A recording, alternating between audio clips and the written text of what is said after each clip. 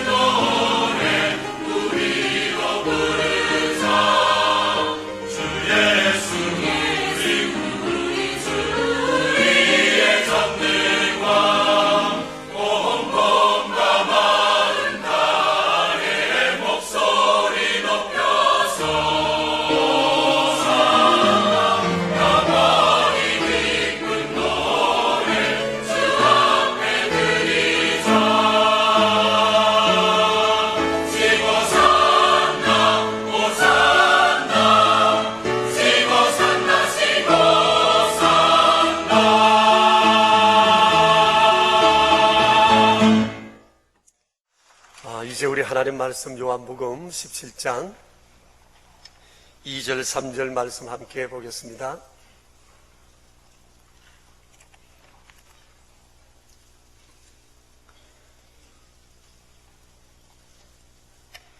이는 살아계신 하나님의 말씀입니다. 우리 함께 주의 말씀 받들어 읽겠습니다. 아버지께서 아들에게 주신 모든 사람에게 영생을 주게 하시려고 만민을 다스리는 권세를 아들에게 주셨음이로소이다. 영생은 곧 유일하신 참 하나님과 그의 보내신 자 예수 그리스도를 아는 것이니이다. 아멘. 우리가 가진 보배로운 것들이 참 많지만 유무형적인 그 모든 보화들 중에 가장 소중한 것 하나를 들라면 그것은 영생이다고 생각을 합니다. 여러분 혹 귀천이라는 시를 들어보셨는지요? 천상병이라는 분이 쓴 시인데 내용이 이렇습니다. 귀천이라는 말 자체가 하늘로 돌아간다는 뜻이죠. 나 하늘로 돌아가리라. 새벽빛 와닿으면 쓰러지는 이슬더불어 손에 손을 잡고 나 하늘로 돌아가리라. 노을빛 함께 단둘이서 기슭에서 놀다가 구름 손짓하면 나 하늘로 돌아가리라. 아름다운 이 세상 소풍 끝내는 날 가서 아름다웠더라고 말하리라. 여러분 어떻습니까? 이 시가 가슴에 와 닿으시는가요? 15년 전쯤 되었다고 생각합니다. 어느 TV 퀴즈 프로를 보는데 이 시가 문제로 나온 거예요. 아름다운 이 세상 소풍 끝내는 날 가서 아름다웠더라고 말하리라. 이 구절이 나오는 시의 제목이 뭡니까? 하는 것이었어요. 아마 문학 퀴즈였습니다. 아마 그런 질문을 한 것으로 보아서 그 당시에 이 시가 꽤 유명했던 것 같습니다. 그런데 전 몰랐습니다. 그러다가 그날 그 시를 보고 듣는 중에 가슴에 큰 감동이 일어났습니다. 제목부터가 그랬습니다. 귀천. 그리고 세상의 삶을 아름다운 소풍이라고 본 것 자체가 감동이었습니다. 소풍은 우리를 흥분하게 하지만 세상의 여러 일들은 그렇지 못한 부분들도 너무 많은데 이 사람의 세상을 보는 세상관, 그게 소풍, 아름다운 소풍이라고 얘기를 했기 때문입니다. 그 시를 보면서 이런 생각이 들었어요. 이건 단순히 시적인 표현은 아닐 거다. 자기 인생을 표현한 걸 거다. 이 사람의 인생관일 거다. 그리고 이 사람은 분명히 크리스찬일 거다.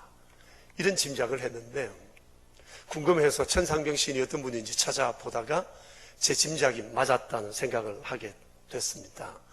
여러분, 그의 삶이 아주 역설적이더라고요. 천상병 시인은 1930년생인데 중학교 3학년 때 모교, 구교 교사이셨던 시인 김춘수라고 하는 분의 눈에 띄어서 그때부터 시를 쓰기 시작을 했다고 합니다. 그러다가 19살 되던 해, 그 어린 나이에 등단을 했습니다.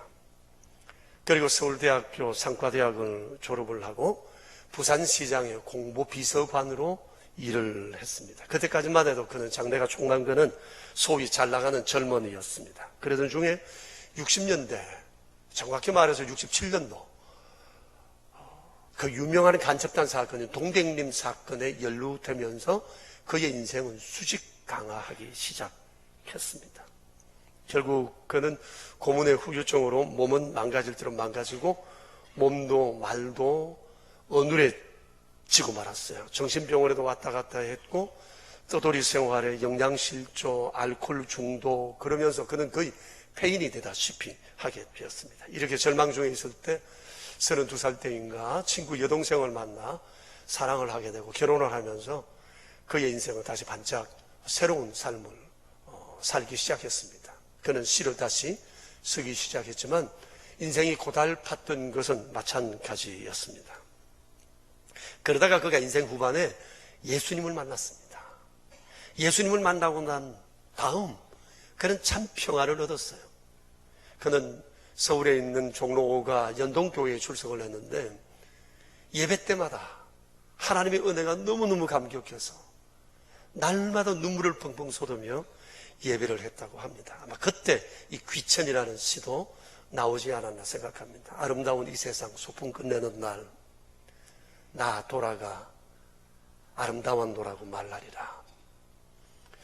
여러분, 천상병 시인이 이런 노래를 부를 수 있었다면 아마 그는 정말 행복했을 거다, 그런 생각을 합니다. 천상병 시인의 웃음은 정말 천진무구합니다. 아마 그의 이 미소, 웃음의 배경도 바로 이런 것이 아니었나 생각을 해요. 자, 근데 그분이 만일 예수님을 몰랐다면 그분의 인생은 어떻게 되었을까?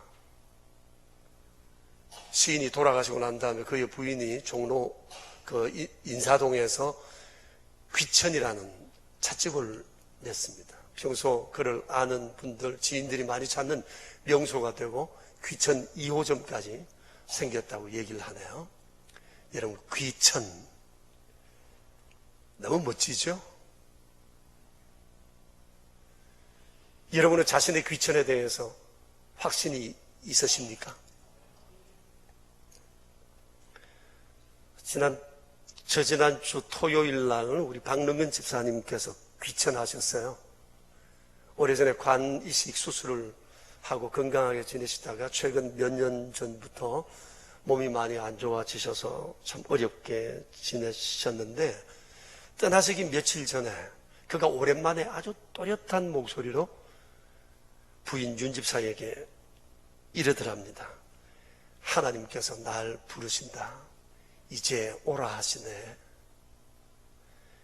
그날 남편으로부터 윤 집사가 이 얘기를 듣고 마치 방문 온 코이 친구와 부둥켜 안고 한참을 울었다고 그러네요. 한 5년 동안에 병치레 하면서 그 마음이 외롭고 쓸쓸함과 아픔이 참 많았는데 남편의 그 한마디 얘기가 지난날의 아픔을 다 씻는 소낙비 같았지 않았을까. 감사했을 겁니다. 남편의 마지막에 너무 소망스러웠을 것입니다. 그러니 어찌 기쁘지 않을 수 있겠습니까?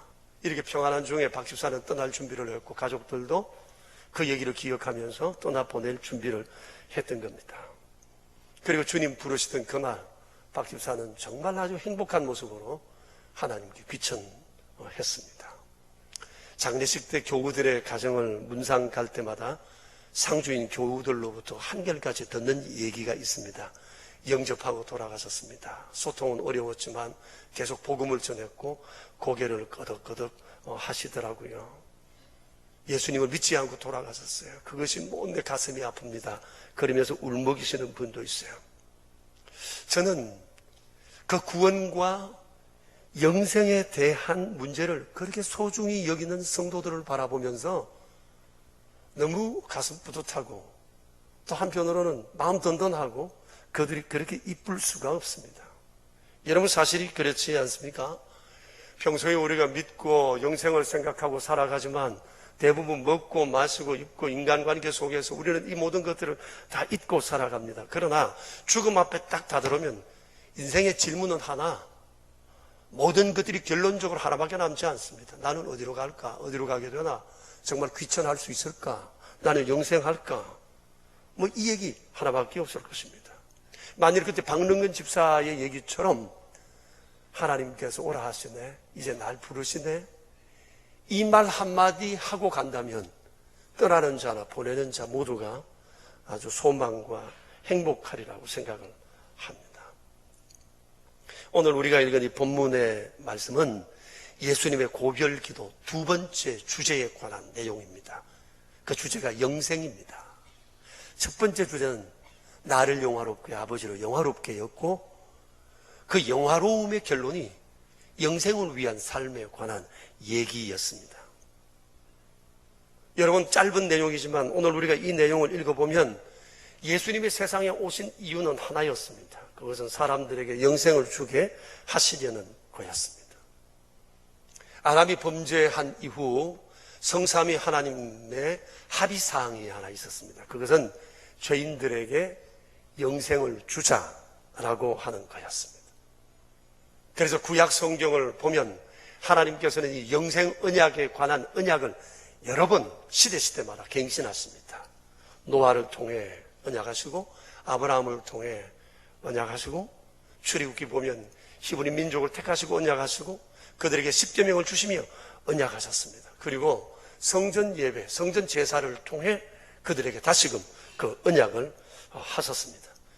그리고 최종적으로 영생 언약을 하셨는데 그것이 바로 예수님을 통한 언약이었습니다. 여러분 영생이 뭐죠? 영원히 산다는 거죠. 근데 세상의 우주 만물 가운데 영생을 가지신 이는 하나님 한 분밖에 없어요. 세상에는 모든 생명은 다 제한을 받습니다. 그러나 하나님은 영원하십니다. 그러므로 시간과 공간과 육체의 어떤 환경에도 제약을 받지 않습니다. 그것이 바로 영생의 삶입니다. 자, 근데 하나님께서 자신의 이 영생하는 생명을 사람들에게 주시기로 작정하셨다고 하는 겁니다. 얼마나 큰 감격이고 기쁜 일인지 모릅니다. 지나온 인류 역사의 가장 오래된 보편적 관심사가 뭐죠? 좀 더 오래 사는 겁니다. 이를 위해서 사람들은 많은 노력을 해왔고 어느 정도 이제 결실을 맺었습니다. 그래서 100세 장수 시대에 돌입하게 됐습니다. 100세 장수 시대를 기뻐하기도 전에 큰 문제가 생겼습니다. 그것은 삶의 질이라는 문제가 다시 부각되면서였습니다. 아무튼 이래 살던 저래 살던 사람은 100세 정도 되면 이 세상에 살던 모든 삶을 다 끝내게 됩니다. 자, 근데 큰 문제가 있습니다. 사후의 문제입니다. 죽음이 끝이 아니기 때문입니다.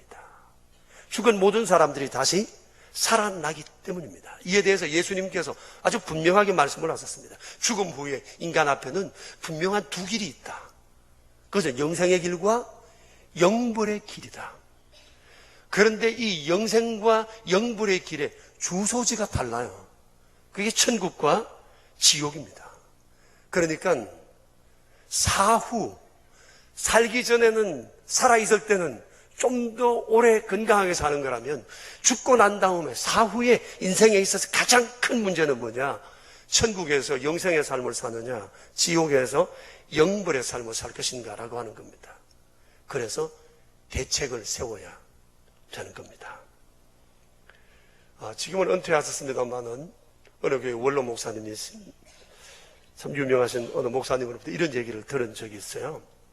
어느 날 그 교회에 아주 똑똑하고 봉사 잘하는 한 성도가 목사님께 이런 질문을 하더래요. 목사님, 심각한 질문인데요, 길게 대답하지 마시고 yes or no라고 간단하게 대답해 주세요. 천국과 지옥이 있습니까? 목사님께서 yes라고 대답을 하고 왜 그 질문을 하느냐고 물었습니다. 그랬더니 그분이 하는 얘기가, 목사님, 그렇다면 뭐 다른 설교할 것 없습니다. 천국, 지옥이 있다는 것만 믿게 해주세요. 그것만 믿으시면 어떤 환난이 닥치고 고통이 닥치고 눈물겨운 일이 있어도 나 명랑하게 살 것 같습니다. 나뿐만 아니라 모든 성도가 그럴 것입니다. 천국이 있다는 것만 믿어지게 해주세요. 여러분, 사실이 그렇습니다. 천국과 지옥이 분명하면 인생관이 다를 수밖에 없습니다. 내가 오늘 죽으면 천국 간다는 사실을 아는 사람이 어떻게 살겠습니까? 이 땅에 있으면서 날마다 천국을 바라보고 살아가는 사람의 이 세상의 삶이 어떠하겠느냐는 겁니다. 제가 이 시간 여러분께 묻겠습니다. 길게 대답하지 마시고 yes, no로 여러분도 짧게 대답해 보시기를 바랍니다. 천국과 지옥이 있습니까? 만일 내가 오늘 죽는다면 나는 천국에 갈 수 있을 것 같습니까? 우리 명성 가족 여러분, 우리가 훗날 이 세상 떠나서 그 천국에서도 뵐 수 있게 되기를 바랍니다. 이 오늘 성경에는 영생에 이르는 길에 대해서 말씀해 주고 있습니다.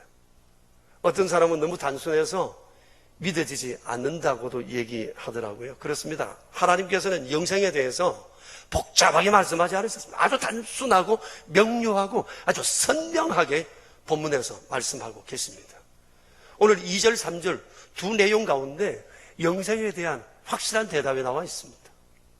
그런데 이 내용을 제가 몇 가지로 간추려서 다시 한번 얘기 드리려고 합니다. 한번 정리해 보십시다. 첫째, 영생을 주시는 분은 오직 하나님이시라는 거예요.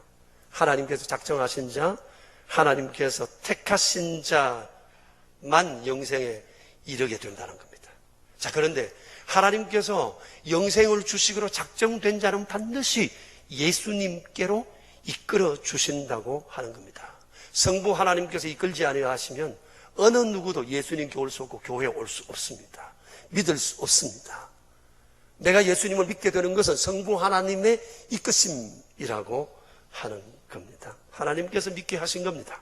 셋째, 하나님께서는 모든 사람에게 영생을 주시기 원하신다는 겁니다. 그 중에서 예수님을 믿는 사람은 한 사람도 잃어버리지 않고 다 구원하시겠다 말씀하셨습니다. 요한복음 6장 37절 39절에서도 예수님은 이와 같은 말씀을 하세요. 아버지께서 내게 주시는 자는 다 내게로 올 것이요 내게 오는 자는 내가 결코 내쫓지 아니하리라. 나를 보내신 이의 뜻은 내게 주신 자 중에 내가 하나도 잃어버리지 아니하고 마지막 날에 다시 살리는 이것이니라. 그리고 결론입니다. 오늘 3절 말씀인데 주님 말씀하세요. 영생의 길은 유일하신 참 하나님과 그가 보내신 자 예수 그리스도를 아는 것이다 그 말씀을 하셨어요. 여기 안다라는 말은 믿는다는 말과 동일한 말씀이에요. 그러니 영생을 위해서 우리에게 중요한 것, 그것은 유일하신 참 하나님을 아는 것과 하나님께서 예수 그리스도를 보내셨다는 것을 알고 믿는 거다. 더도 덜도 없습니다. 오직 이것이 영생의 길이라고 하는 것을 말씀을 하십니다. 영생을 얻는 길에 대해서 주님이 먼저 말씀하신 것이 뭐죠? 그게 뭐죠? 유일하신 참 하나님을 아는 거예요. 그러니 하나님은 유일하시다는 거예요. 한 분뿐이시라는 거예요. 참 하나님은 한 분뿐이라는 겁니다. 예수님께서 아버지라 부르신 그분이 바로 유일하신 참 하나님이십니다. 그분은 조람이 뭐죠? 여호와이십니다. 여호와. 세상에 참 하나님은 여호와 하나님 오직 한 분밖에 없다는 것을 우리가 잊지 말아야 할 것입니다. 그러나 세상에는 여호와 하나님 외에 곳곳에 수많은 신들이 있어요. 모두 다 가짜요, 모형일 뿐입니다. 일본에는 그런 가짜 하나님이 800만이나 됩니다. 우리나라에도 많습니다. 세계 각 민족마다 자기 나름대로의 독특한 신관들을 가지고 있습니다. 저는 이 생각을 하게 되면 늘 동네 할머니 한 분이 생각이 나요. 그분이 점을 치신 분인데 우리 동네 큰 무당이었어요. 이 동네 저 앞에 있었는데, 그런데 그분이 말년에 우리 교회도 가끔 와서 예배도 드리고 가고, 그래서 또 그 집 자녀들이 교회도 다니고, 그래서 제가 그분에게 예수님 믿자고 권했어요. 그랬더니 그분이 하시는 말씀이, 그런데 목사님 좋은데 내가 배반을 할 수가 없습니다. 뭘 배반을 못하느냐? 그래도 자기가 이제까지 믿는 게 있고 그분 때문에 내가 살아왔는데 그분을 내가 배반하고 교회 갈 수가 없대요. 그러면서 하는 얘기가, 저도 목사님 하나님을 믿습니다. 그래요. 어떤 하나님을 믿으세요? 옥황상제를 믿습니다. 그래서 제가 그랬습니다. 우리 하나님은 옥황이 아니고 여호와시라고, 예수 하나님이시라고 얘기를 했습니다. 여러분, 세상에 수많은 신들이 있고 많은 사람들이 신들을 통해서 구원에 이르고 영생에 이른다고 생각하지만 틀렸습니다. 그래서 종교다원주의는 틀렸어요. 그들은 말해요. 모든 종교는 똑같고 진리는 하나고 무엇을 믿든지 다 구원에 이를 수 있다고 얘기합니다. 틀렸습니다. 아닙니다. 오늘 성경이 분명히 말씀하십니다. 영생은 유일하신 참 하나님과 그가 보내신 자 예수 그리스도를 알고 믿는 자 외에는 없다 그랬습니다. 그런데 유일하신 하나님을 아는 것만으로는 충분치 않습니다. 예수님이 오시기 전까지는 유일하신 하나님만 믿어도 영생을 받았습니다만 예수님 오신 이후에는 불가합니다. 왜죠? 오늘 성경이 말씀하셨잖아요. 영생은 유일하신 참 하나님과 그의 보내신 자 예수 그리스도를 아는 자라고 분명히 말씀하셨기 때문이에요. 유대인들은 유일하신 참 하나님만을 믿습니다. 너무너무 잘 믿습니다. 그러나 그들은 예수님을 믿지 않습니다. 그런 거로 그들은 영생을 받지 못했습니다. 이런 점에서 천주교도 위험하긴 마찬가지입니다.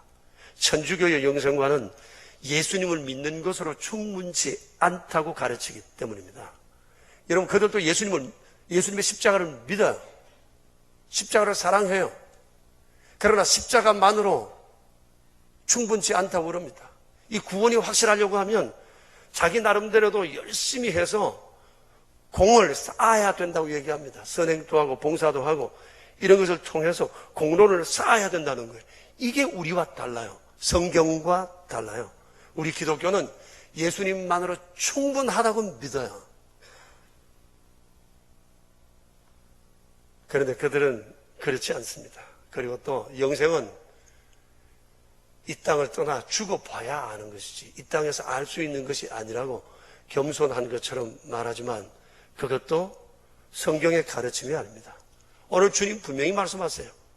영생은 유일하신 참 하나님과 그의 보내신 자 그리스도를, 예수 그리스도를 알고 믿는 거라고요. 죽어봐야 알 수 있는 것이 아니라 이 땅에서 이미 답을 얻습니다.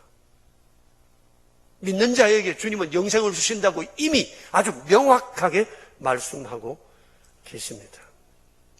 죽어봐야 알 수 있는 것이 아니라는 겁니다. 그런데 천주교인뿐 아니라 많은 그리스도인들 중에서도 이와 관련해서 헷갈려 하는 사람들이 더러더러 있습니다. 야고보서 2장 26절에 기록된 말씀 때문이에요. 행함이 없는 믿음은 죽은 믿음이라. 이 구절 때문입니다. 행함이 없는 믿음은 죽은 믿음이라. 그런데 여러분, 이 야고보서를 하나님께서 주신 배경이 있습니다. 예수를 모르는 사람들에게 준 말씀이 아니에요. 이 말씀은 이미 예수님을 믿고 교회에 나와 구원받은 사람들에게 특별히 주신 말씀이에요. 믿음을 가진 사람들이 믿음을 가진 자답게 살고 세상에 덕을 끼치며 살도록 특별히 권면하기 위해서 주신 말씀이에요. 그러니까 영생의 조건으로 행함을 말씀한 책이 아니라고 하는 겁니다. 가끔 젊은이들이 모이면 믿음이냐 행함이냐는 주제를 놔두고 토론하는 분들이 계신데 이거 토론부터가 틀린 거예요. 토론 주제가 잘못된 거예요. 왜냐하면 믿음과 행함은 양자택일의 문제가 아니기 때문에 그렇습니다. 야고보서 2장 22절에는 이와 관련해서 아주 중요한 말씀이 있어요. 같이 한번 읽어볼까요? 믿음이 그의 행함과 함께 일하고 행함으로 믿음이 온전하게 되었느니라. 믿음이 그의 행함과 함께 일하고 행함으로 믿음이 온전하게 되었느니라. 예수님을 믿고 구원받은 사람들을 향해서 너희의 믿음에 행함이 있어야 한다. 이것이 조화가 되어져야 세상 가운데 드러낼 만한 믿음이 될 수 있다고 하는 것을 말씀하고 있습니다. 그래서 이와 관련해서 우리가 다음 몇 가지를 유의해야 합니다. 첫째, 믿음이면 다 된다. 행함은 필요 없다는 주장이에요. 어떤 이단은 믿고 난 다음에 짓는 죄는 죄가 아니다. 왜? 이미 의인이 되었기 때문에 그가 짓는 것은 죄와 상관없다고 얘기를 합니다. 믿음을 지나치게 강조한 겁니다. 아주 위험합니다. 둘째, 믿음만으로는 안 된다. 행함이 있어야 한다는 주장이 또 있습니다. 바르게 믿는 것, 진실하게 믿는 것 중요합니다. 그런데 이것을 지나치게 강조하다 보면 인본주의에 빠지고 공로주의에 빠지고 율법주의에 빠지게 되는 겁니다. 기독교인으로서 믿음으로 살자라고 하는 것은 지극히 바람직한 일입니다. 문제는 내가 행하는 이 행함으로 다른 사람의 믿음을 판단하거나 평가해서는 안 된다고 하는 겁니다. 나의 행위가 믿음의 기준이 아니라는 거예요. 영생의 기준이 아니라는 거예요. 그래서 나의 행함으로 다른 사람의 믿음을 판단하면 은혜는 빠져나가고 나중에 내겐 나의 의만 남게 되는 겁니다. 자, 그러면 여러분 한번 생각해 보세요. 무엇을 다 지킨다. 그러면 그 사람이 믿음이 있는 걸까요? 믿음이 있어서 열심히 있을 수는 있지만 다 행했기 때문에 흠이 없기 때문에 그 사람이 믿음이 있다 말할 수 없어요. 바리새인들은 다 행했어요. 흠이 없었어요. 티가 없었어요. 사도 바울도 그랬습니다. 나는 흠이 없는 자라고 그랬어요. 그가 믿음이 있던 사람입니까? 모든 것을 행했다고 해서 그것을 믿음이라고 단정할 수는 없다는 거예요. 행함은 중요합니다. 그러나 행위를 근거로 해서 믿음을 평가하면 첫 번째처럼 아주 위험해질 수 있다는 거예요. 셋째, 믿음이 있노라 하면서 행함이 없으면 덕을 끼치지 못합니다. 축복도 받지 못합니다. 아브라함이 그랬잖아요. 아브라함은 행함으로 그의 믿음을 보인 사람이에요. 히브리서 11장에 보면 그런 사람들의 얘기가 너무너무 많이 나옵니다. 그들을 보면 우리가 가슴이 벌렁벌렁합니다. 흥분됩니다. 저렇게 살아야지 마음에 감격이 생기잖아요. 아브라함도 그 행함으로 믿음을 보여주고 하나님 앞에 큰 은총을 입은 사람입니다. 우리 그리스도인들 이런 믿음이 정말 필요해요. 넷째, 행함이 부족하다고 해서 스스로 절망하지는 말아야 할 거예요. 열심히 살아야죠. 진실하게 살아야죠. 그러나 10가지 잘하다가 한 가지 심각한 잘못을 했다고 해서 자기 스스로 나는 구제불능의 인간이라고 스스로 절대 절망하지는 말아야 할 것입니다. 자포자기해서 안 될 것입니다. 믿음이 있는데 왜 절망합니까? 성 어거스틴이 이런 얘기를 했습니다. 우리는 다 행할 수 없다. 원하는 만큼도 행하지 못한다. 그러나 이만큼이라도 할 수 있다는 것을 감사해야 한다. 이게 성자의 겸손한 고백입니다. 다 행할 수 없다. 원한다고 원하는 대로 살 수도 없다. 그러나 이만큼 살아올 수 있다는 것만으로도 감사해야 한다. 그렇습니다, 여러분. 잘할 수 있는 것도 하나님의 은혜고 요만큼 할 수 있는 것도 하나님 은혜예요. 잘한다고 교만할 것도 없고 못한다고 자포자기하거나 절망할 것도 없어요.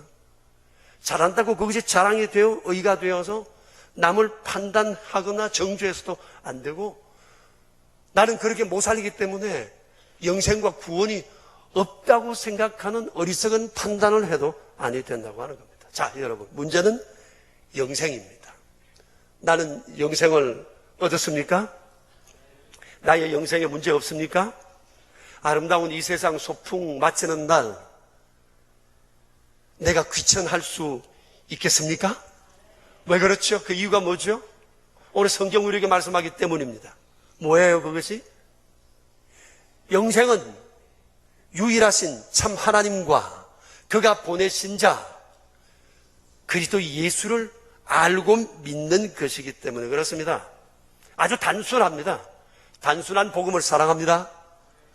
더도 덜도 없어요. 요거밖에 없어요. 이것이 바로 영생을 얻는 길이라고 하는 겁니다. 자, 그러면 이제 영생을 얻은 자로서 우리는 어떻게 살아야 하죠? 먼저 영생을 기뻐해야 합니다. 나의 귀천을 기뻐해야 됩니다. 마치 이 땅에 있지만 마치 귀천을 보는 것처럼 이 땅에서 귀천을 누리고 살아야. 그러니 삶의 태도가 달라질 수밖에 없습니다. 영생을 얻은 사람은 변화된 삶을 살아야 합니다. 야고보서 2장 22절의 말씀을 기억하세요. 믿음이 그의 행함과 함께 일하고 행함으로 믿음이 온전케 되었다. 변화된 삶을 살아야 할 것입니다. 그리고 마지막 하나, 이 귀천의 복음을, 영생의 복음을 세상에 담대하게 전해야 할 것입니다. 천국이 없다고 말하는 그들에게 귀천의 복음을 담대히 전하는 축복된 시간이 되길 바라고 오늘 이 아침 주님의 성찬 앞에서 우리가 이것을 결심할 수 있게 되기를 축복합니다. 우리 함께 기도하겠습니다. 자신을 돌아보며 우리 한 2분 정도 기도합시다. 영생을 얻는 믿음에 대해서 헷갈리지 마시기를 바랍니다. 그러나 믿음은 행함으로 온전케 된다는 것을 반드시 기억해야 합니다. 나는 바르게 진실하게 사는데 다른 사람이 그렇게 살지 못하니 저 사람 구원 못 받은 사람이라고 말하지 않도록 하십시오. 잘하다가 한번 심각한 죄를 저지르고 이제 나의 영생을 끝났다 자포자기하거나 그렇게 절망하지도 마세요. 주의 말씀을 기억하세요. 영생은 유일하신 참 하나님과 그의 보내신 자 예수 그리스도를 알고 믿는 거다. 이거 하나면 됩니다. 다른 것 소용없습니다. 이거 하나면 영생을 얻습니다. 그러나 덕 있는 삶을 살기 위해서 진실하게 살아야 합니다. 자신을 돌아보며 이 시간 우리 함께 기도하겠습니다. 자비로우신 하나님 아버지, 영생의 복음을 우리에게 전해주신 것을 감사합니다.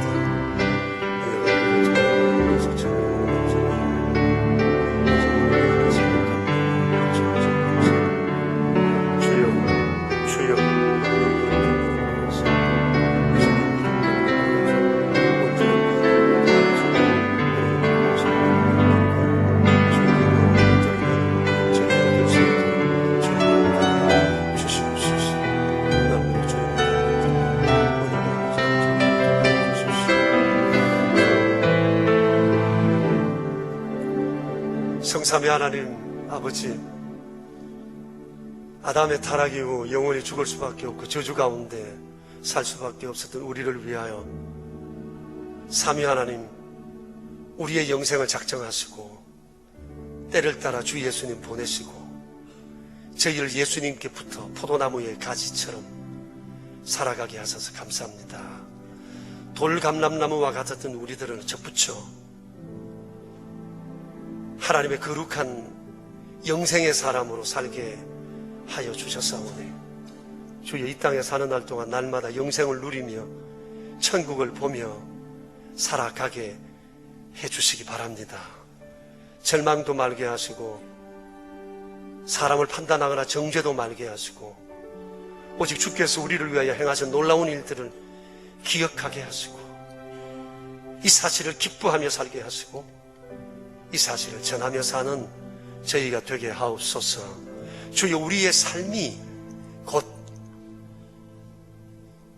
복음을 보여주고 하나님을 보여주는 것이 되게 해주셔서 저희가 가는 곳마다 믿는 사람들이 날마다 더 할 수 있도록 도와주시옵소서. 우리 구주 예수 그리스도 이름으로 기도합니다. 아멘. 이제 우리 함께 성찬을 나누겠습니다. 찬송가 304장 1절을 부르며 성찬에 참여합시다.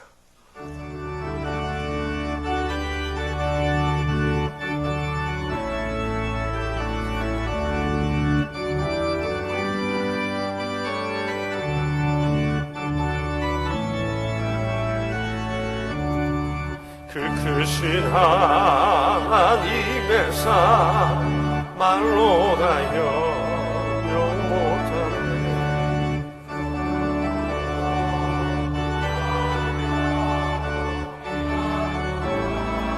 전 땅 위에 죄범한 영혼 구하려 그 아들 보내사 화목제물 삼으시고 죄 용서하셨네. 하나님 주신 사랑을 증량가 못하며 영원히 변치 않을 사랑 성도여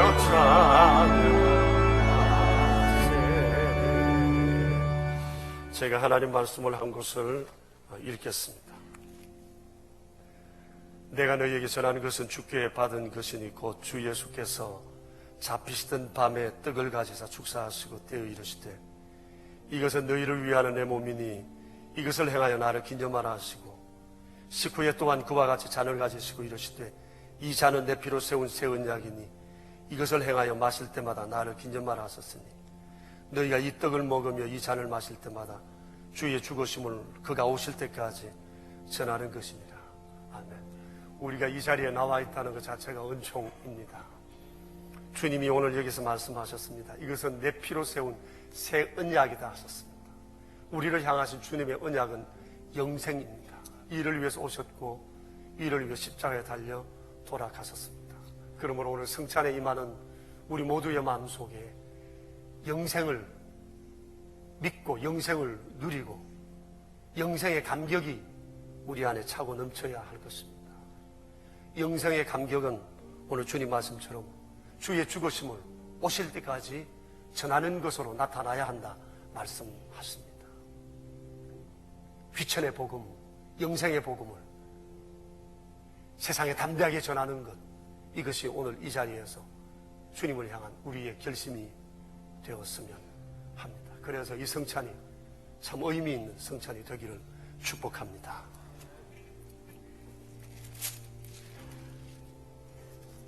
잡히시던 날 밤에 주님은 축사하시고 떡을 떼어 제자들에게 나누어 주셨습니다. 그리고 식후에 또한 잔을 가지시고 나누어 주시며 이는 너희를 위하여 흘리는 바 나의 피 곧 언약의 피다 말씀하셨습니다. 이제 우리 함께 기도하겠습니다. 존귀하신 하나님 우리 아버지, 허물로 영원히 저주 가운데 죽을 수밖에 없었던 저희를 살리시려고 세상에 오사 아버지의 그 생명을 저희들에게 주시오니 감사합니다.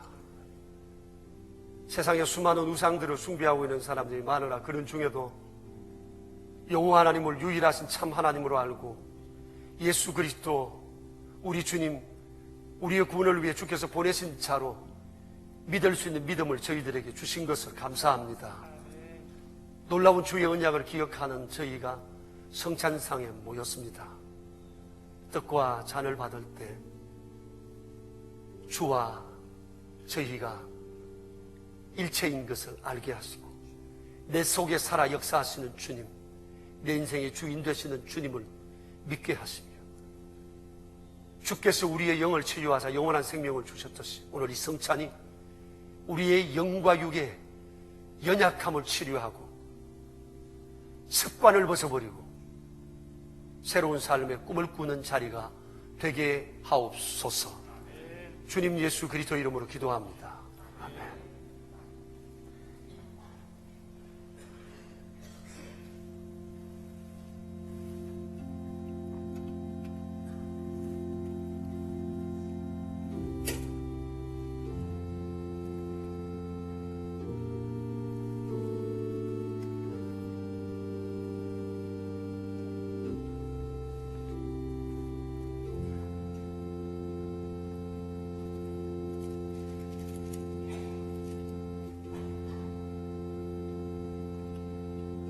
먼저 성찬위원들이 받고 성찬위원들을 통해 나누어 주시는 떡과 잔을 여러분 받으시면 되겠습니다. 그리고 마신 잔은 탁자 위에 그대로 두시면 되겠습니다. 분병위원들 앞으로 나오시기 바랍니다.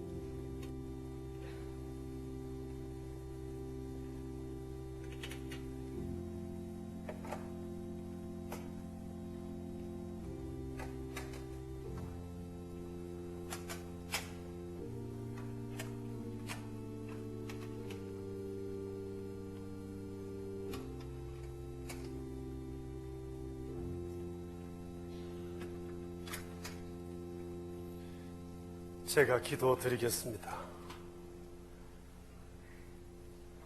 주님, 그저 감사하다는 고백 외엔 드릴 것이 없습니다. 아버지를 영화롭게 하기 위해 자신을 영화롭게 해달라 간구하셨던 주님처럼 저희들도 그렇게 살아가게 되기를 마음에 결심합니다. 세상에는 여전히 하나님을 없다 말하며 조롱하고 무관심하는 사람들이 얼마나 많은지, 그것은 우리 안에 영생의 복음과 귀천의 확신이 약했기 때문은 아닌지 돌아봅니다. 주께서 걸어가신 그 길을 우리 모두 자랑스러워하며 세상에 사는 날 동안 영생의 복음에 대해 담대하게 전할 것을 다짐하는 귀한 자리가 된 줄로 믿습니다. 저희를 하나님의 나라를 위한 아름다운 도구로 사용해 주시옵소서. 우리 구주 예수 그리스도 이름으로 기도합니다. 아멘. 자비로우신 아버지, 저희를 위해 행하신 놀라운 일들을 기억하며 저희 이 시간 작지만 정성을 다해 주 앞에 예물을 드립니다. 주께서 베푸신 그 은총 말로 다할 수 없음을 저희들이 기억하며 우리에게 평생 살아가는 날 동안 마음을 다하고 뜻을 다하고 성품을 다하여 주님을 사랑할 것을 이 예물과 함께 다짐합니다. 오늘도 주의 명하심을 따라 11조 예물을 구별하여 드린 귀한 손길들 위에 은총을 더하여 주셔서 약속하신 바대로 황충을 금하시고 모든 계획과 열매가 사전에 떨어지는 일 없게 하시고 창고가 가득히 차고 넘치는 복을 손길마다 은혜로 채워주시기 바랍니다. 감사 예물을 드린 손길들 위에 은총을 더하셔서 날마다 감사할 일들이 차고 넘쳐나게 하여 주시고 주일 헌금과 오른손 헌금과 완달러 선교 헌금과 사랑의 식탁과 장학 헌금과 그 외에 여러 모양으로 주 앞에 구별하여 드린 예물의 손길들을 주여 기억해 주소서. 세상 사는 날 동안 주의 기쁨 되게 하옵소서. 우리 구주 예수 그리스도 이름으로 기도드리오며 이제는 만왕의 왕이신 주 예수 그리스도의 은혜와 만복의 근원 되시는 아버지 하나님의 크신 사랑하심과 우리에게 날마다 주의 말씀을 확정시켜 주시는 성령님의 교통하심이 모인 저희 부리들과 명선의 모든 가족들과 주님의 몸 되신 교회 위에 이제로부터 영원히 함께 계시옵기를 간절히 축원하옵나이다. 아멘.